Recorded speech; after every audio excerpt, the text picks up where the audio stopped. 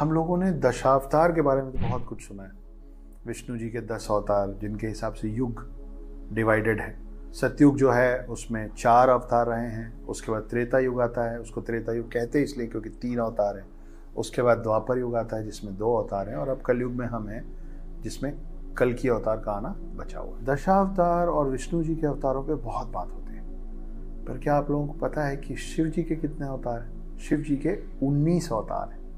और इस पॉडकास्ट पे मैं आपको उन 19 अवतारों की कहानियाँ और वो क्यों हैं, कब आए, आने का पर्पस क्या था, कारण क्या था, उद्देश्य क्या था, ये बताने वाला हूँ। मेरा नाम उर्मिला पुत्र अक्षत गुप्ता है। I am a full time house husband, part time author, screen writer, poet and lyricist. चलिए शुरू करते हैं। शिव जी के सभी अवतारों में एक अवतार है जिनका नाम है वीरभद्र अवतार। वो सबसे ज्यादा खतरनाक, सबसे ज्यादा भयंकर माने गए हैं शिव जी के सारे अवतारों में। क्यों? इसकी कहानी आज सुनते हैं। हुआ यह था कि राजा दक्ष, जो कि माने जाते थे ब्रह्मा जी के पुत्र, की बेटी थी सती। सती ने शिव से प्रेम किया और दोनों का विवाह हुआ, मगर राजा दक्ष शिव जी को कुछ ज्यादा पसंद नहीं करते थे। राजा दक्ष के राज्य में एक बहुत बड़ा यज्ञ हुआ जिसमें सारे भगवानों को, सारे देवताओं को बुलाया गया, सिर्फ शिव जी को नहीं बुलाया गया। मगर सती उनकी बिटिया थी, वो उन्होंने बिना न्योते के, बिना शिव जी के न्योते के भी बेटी का धर्म निभाने के लिए वहां जाने का निर्णय किया। वो वहां पहुंची और उस यज्ञ के बीच में राजा दक्ष ने शिव जी के बारे में बहुत सारी तिरस्कृत बातें कही। इन सब चीजों को सुन के सती उनको ले नहीं पाई, उस पूरी बात को बर्दाश्त नहीं कर पाई, और वो अग्निकुंड में उन्होंने अपना देह त्याग दिया। शिव जी को जब ये बात पता चली, शिव जी को इतना ज्यादा क्रोध आया, शिव जी ने अपनी जटा से एक जटा का हिस्सा खींच के निकाला और उसको जमीन पे पटका, और उससे जो अवतार निकला उसका नाम था वीरभद्र अवतार। और शिव जी ने नाराजगी में, गुस्से में वीरभद्र को ये आदेश दिया कि जाओ सब तबाह कर दो। वीरभद्र पहुंचे यज्ञ के स्थली पे जहाँ पे राजा दक्ष का यज्ञ चल रहा था, और वहां पे सब कुछ तबाह करने के बाद राजा दक्ष का सर अलग कर दिया। बाद में सभी देवताओं के मनाने पे शिव जी ने राजा दक्ष को बकरे का एक चेहरा दिया, जैसे गणेश जी को इंसान से हाथी का चेहरा मिला था, वैसे राजा दक्ष को बाद में एक चेहरा मिला जो कि बकरे का था। तो ये थी वीरभद्र अवतार के पीछे की कहानी। अगर आप शिव जी के बारे में जानते हैं तो नंदी के बारे में तो जानते ही होंगे। कौन है नंदी? नंदी की पीछे की कहानी क्या है? एक ऋषि थे जिनका नाम था ऋषि शिलादा। ऋषि शिलादा शिव जी के बहुत बड़े भक्त थे।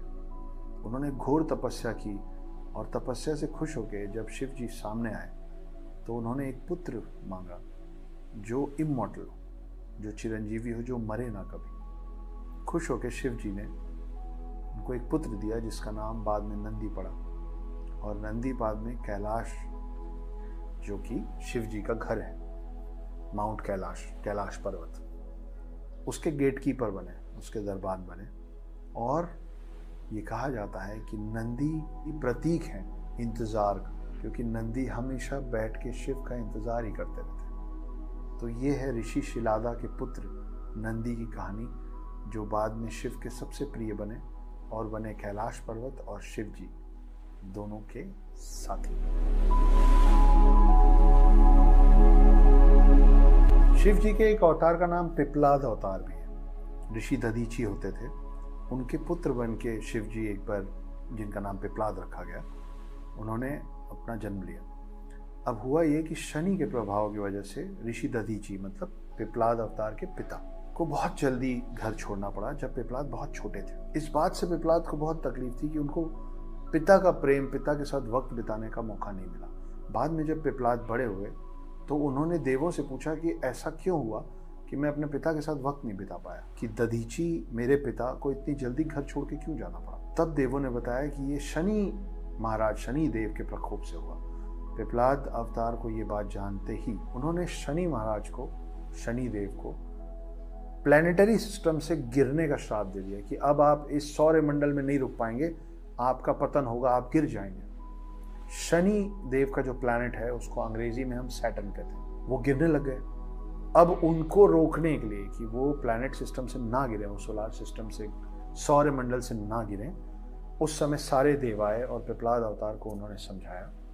तब जाके उन्होंने अपना श्राप वापस लिया, एक शर्त के साथ, एक कंडीशन के साथ। और वो कंडीशन ये थी कि शनि महाराज, शनि देव 16 साल की उम्र तक किसी भी बच्चे पे अपना प्रभाव, अपना प्रकोप नहीं डालेंगे। शनि देव की वजह से 16 साल की उम्र तक किसी भी बच्चे को तकलीफ नहीं होगी।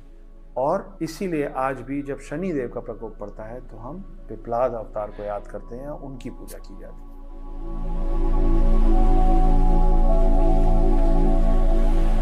महाभारत का नाम सुना है तो अश्वत्थामा का नाम जरूर सुना होगा। 7 चिरंजीवियों में से एक अश्वत्थामा, पता है ना। अश्वत्थामा के बारे में भी ये मान्यता है, ये माना जाता है कि अश्वत्थामा भी शिव जी के ही एक अवतार थे। 2 कहानियां चलती हैं। एक ये कि जब हलाहल जो विष था उसको जब सागर मंथन के समय शिव जी पी रहे थे तो एक बूंद छलक के बाहर गिर गई थी और उससे बना था एक विष पुरुष। वो विष पुरुष बाद में भारद्वाज का पोता और द्रोणाचार्य और उनकी पत्नी कृपि का पुत्र बन के पैदा हुआ, जिसका नाम था अश्वत्थामा। तो विष पुरुष ही अश्वत्थामा भी कहलाया गया, जिसको ये वरदान था कि उसमें बहुत शक्तियाँ होंगी, उसको कोई चीज़ नुकसान नहीं पहुंचा पाएगी, वो अपनी करनी से क्षत्रिय होगा और अपने पढ़ाई से और अपने पैदाइश से ब्राह्मण होगा। तो वो द्रोणाचार्य के पुत्र बन के अश्वत्थामा पैदा हुए थे, जिनको बाद में कृष्ण ने श्राप दिया था अमरता का कि तुम कोढ़ग्रसित शरीर लेके पृथ्वी के खत्म होते तक इस पृथ्वी पर रेंगते रहोगे। ये उनको श्राप मिला था। क्यों मिला था उसकी एक अलग कहानी है, फिर कभी बताएंगे। पर हाँ, 19 अवतार जो माने गए हैं शिव जी के, उसमें से एक अवतार अश्वत्थामा भी है। शिव जी के एक और बहुत बड़े भक्त हुए जिनका नाम था विश्वनर। वो और उनकी पत्नी दोनों सुबह से रात तक शिव जी की आराधना करते थे। घोर तपस्या करके उन्होंने शिव जी से एक वरदान मांगा। वरदान थे खुद शिव जी। कैसे? उन्होंने मांगा कि उनका पुत्र बन के शिव जी ही जन्म लें। उनका पुत्र हुआ और वो शिव जी के वरदान से खुद शिव जी थे और उस अवतार का नाम पड़ा गृहपति अवतार। तो गृहपति अवतार ज़्यादातर जगह जहाँ पे भी आप शिव जी को बाल रूप में देखते हैं वो प्रतीक है गृहपति अवतार का। तो ये कहानी है एक और अवतार की। विष्णु जी का एक अवतार है नरसिम्हा अवतार। इंसान का शरीर और शेर का मुंह, देखा सुना होगा आपने। अब आप सोच रहे होंगे कि शिव के अवतारों के बीच में विष्णु अवतार नरसिम्हा की बात कहाँ से आ गई। बताता हूँ। नरसिम्हा अवतार आए थे हिरण्यकशिपु को मारने। एक राक्षस था, प्रहलाद के फादर, प्रहलाद के पिता, जो भगवानों में नहीं मानते थे। उसको लगता था वो खुद भगवान है। उसको मारने के लिए नरसिम्हा अवतार आए थे, जिन्होंने अपने नाखूनों से एक फाइट के बाद हिरण्यकशिपु का वध किया था। लेकिन इस फाइट के चलते चलते नरसिम्हा अवतार इतने ज़्यादा क्रोधित हो गए कि उनको शांत कर पाना बहुत मुश्किल हो गया। तब शिव जी आए उनको ये समझाने और उनको शांत करने, मगर नरसिम्हा अवतार शांत होने को राजी नहीं। तब जाके शिव जी ने एक और अवतार लिया जिसका नाम है शरभ अवतार। दिखने में वो नरसिम्हा जैसे थे, लेकिन नरसिम्हा से बहुत बड़े थे। हिरण का उनका शरीर था, कुछ लोग हिरण का मानते हैं, कुछ लोग दूसरे जानवरों का मानते हैं, मगर चेहरा जो था वो शेर का ही था। पंख थे और शरभ अवतार ने नरसिम्हा अवतार को अपनी पूंछ में लपेट के उड़ गए। वो बहुत ऊपर उड़ने के बाद नरसिम्हा अवतार को शांत किए ताकि पृथ्वी में नरसिम्हा अवतार और विध्वंस ना मचाए, और तब नरसिम्हा अवतार शांत हुए। तो नरसिम्हा अवतार को शांत करने के लिए नरसिम्हा अवतार जैसे दिखने वाले शरभ अवतार, जो नरसिम्हा से भी बड़े थे, वो थे शिव के एक अवतार। शिव जी यतिनाथ के रूप में धरती पे आए अपने एक भक्त की परीक्षा लेने। भक्त था एक आदिवासी जिसका नाम था आहुक। आहुक और उसकी पत्नी दोनों बहुत बड़े भक्त थे शिव जी के।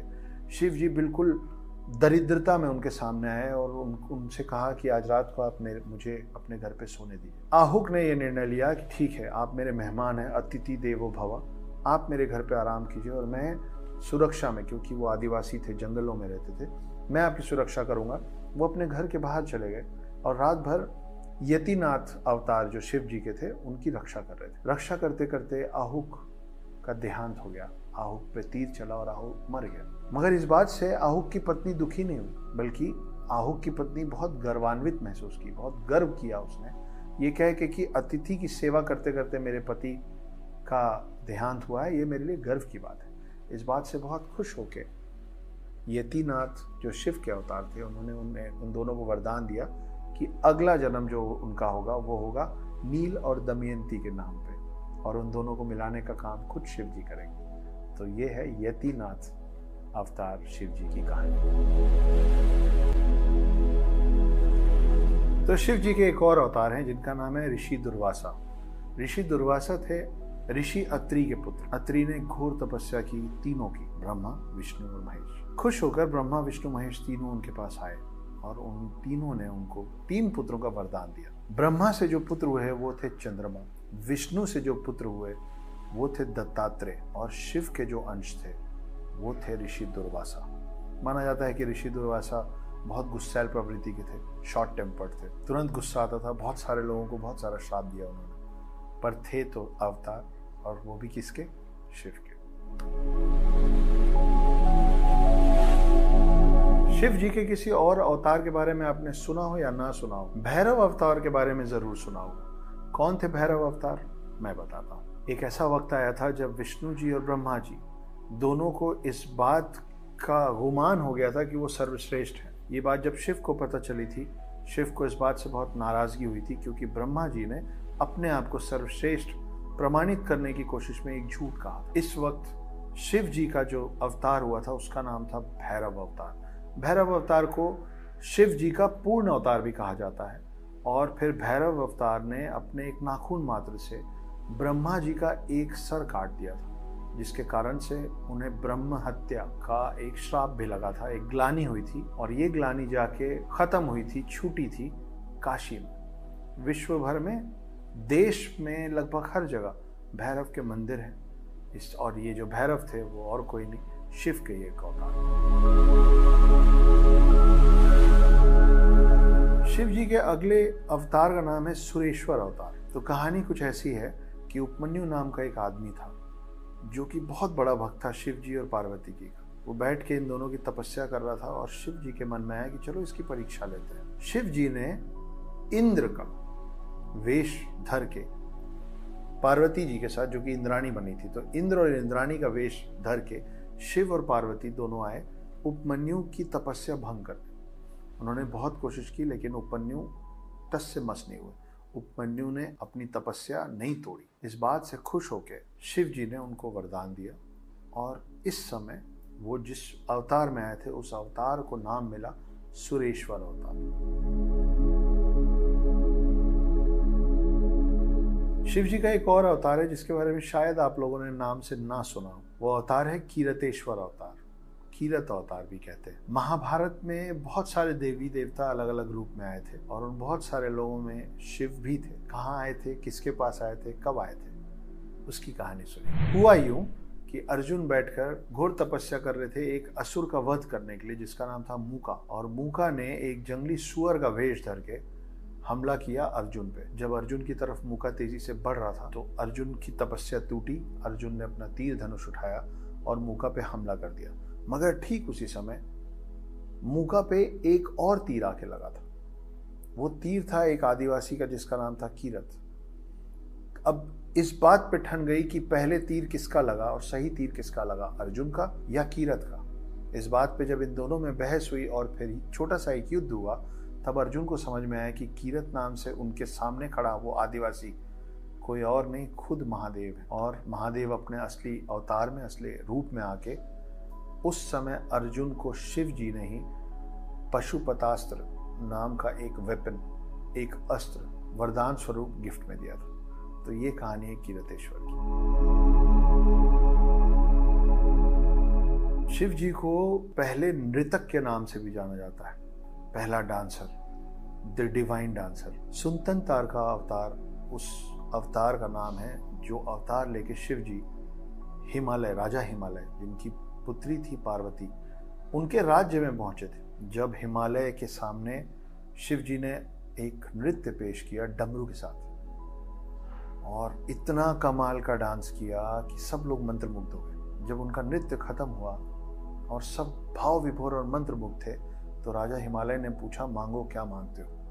तुम जो मांगोगे, हे नृतक, तुम जो मांगोगे मैं तुमको वो दूंगा गिफ्ट में। तब शिव जी के इस अवतार ने स्वयं पार्वती का हाथ मांग लिया था। राजा हिमालय और उनके सभी लोग बहुत नाराज हुए इस बात से, और वहां से शिव जी लौट गए। सबके जाने के बाद शिव जी अकेले नहीं आए थे, शिव जी के साथ नंदी थे, बाकी उनके लोग थे। जब ये सब लौट गए, तब राजा हिमालय और उनकी प्रजा को पता चला कि उस अवतार में स्वयं शिव आए थे, और तब जाके राजा हिमालय ने पार्वती का हाथ शिव के हाथ में देने का मन बनाया।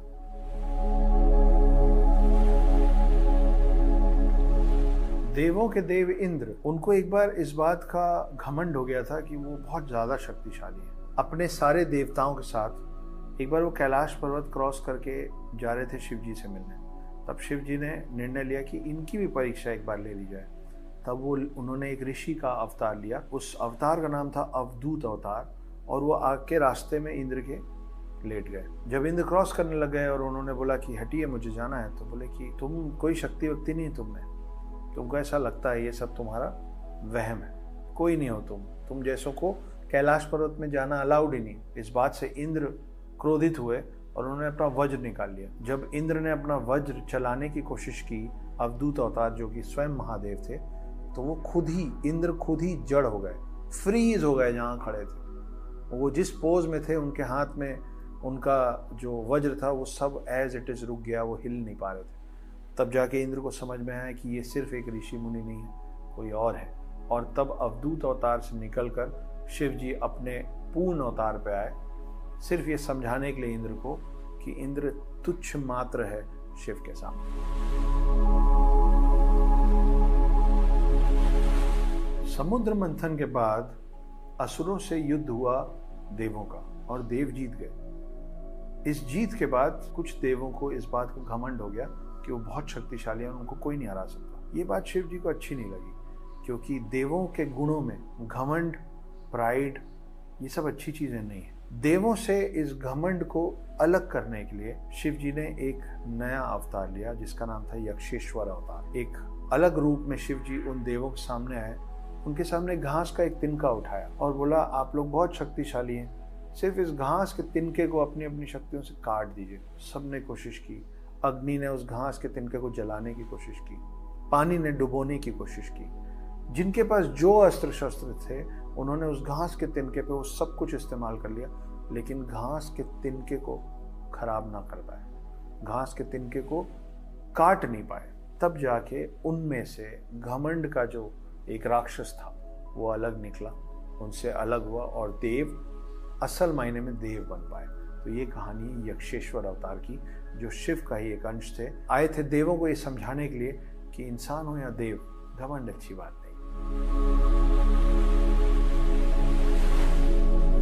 मां सती ने अपना शरीर सुपुर्द कर दिया था अग्नि को, राजा यक्ष ने, क्योंकि शिव जी का तिरस्कार किया था। सती के जाने के बाद सती का पुनर्जन्म हुआ पार्वती के नाम से राजा हिमालय के घर में।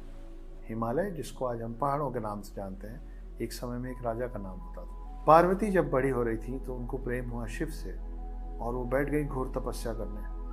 वो कुछ करना चाहती थी जिसके रास्ते से वो शिव को प्राप्त कर सके। शिव जी ने पार्वती की परीक्षा लेने की सोची, और तब एक और अवतार आए जिनका नाम था ब्रह्मचारी अवतार। वो ब्रह्मचर्य धर के आए पार्वती के सामने एक ऋषि मुनि के रूप में, और पार्वती जी ने सेवा सत्कार शुरू किया। तब बिल्कुल भोले बनते हुए इन्होंने ये पूछा कि तुम क्यों इतनी आराधना कर रही हो और किसकी आराधना कर रही हो, क्या चाहती हो?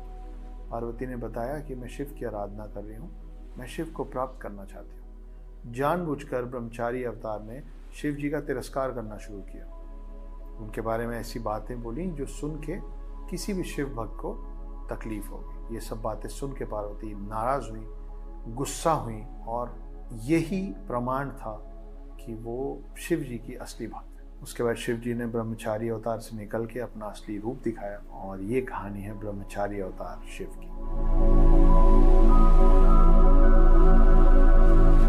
महाभारत खत्म हो चुका था, और साथ ही खत्म हो चुका था द्वापर युग। कलयुग की शुरुआत हो चुकी थी, और विदर्भ में उस समय एक राजा हुए जिनका नाम था राजा सत्यार्थ। सत्यार्थ अच्छे राजा थे, लेकिन उनके आस पड़ोस के जो राजा थे, जो किंगडम्स थे, जो राज्य थे, वो उतने अच्छे नहीं थे। राजा सत्यार्थ पे जब हमला हुआ और वो हार गए, तब उनकी पत्नी जो महारानी थी वो गर्भवती थी। वो जैसे तैसे अपने गर्भ को लेके वहाँ से बचते बचाते निकल गई। बहुत तकलीफ़ों में जंगल में उन्होंने एक बच्चे को जन्म दिया, और जब बच्चे के साथ वो पानी पीने एक नदी के पास गई तो एक मगरमच्छ ने उस रानी को भी खा लिया। बच्चा अकेला हो गया, भूख और प्यास से तड़प रहा था। उसकी वो तड़प, उसका वो दर्द शिव तक पहुंचा, और शिव अपने नेत्र से ये बच्चा कौन है और इसके साथ क्या क्या हो चुका है वो सब देखते हुए एक भिक्षु के रूप में आए, उस बच्चे को उठाया और उसको ले जाके दिया एक और भिखारन को। उस भिखारन को बताया कि ये राजा सत्यार्थ का पुत्र है और इसका तुम ख्याल रखोगी। भिखारन ने पूरे अपनत्व से उस बच्चे को अपनाया, संभाला, खिलाया, बड़ा किया, और इस बात से खुश होकर शिव जी वापस आके उस भिखारन को उन्होंने अपना असली रूप दिखाया।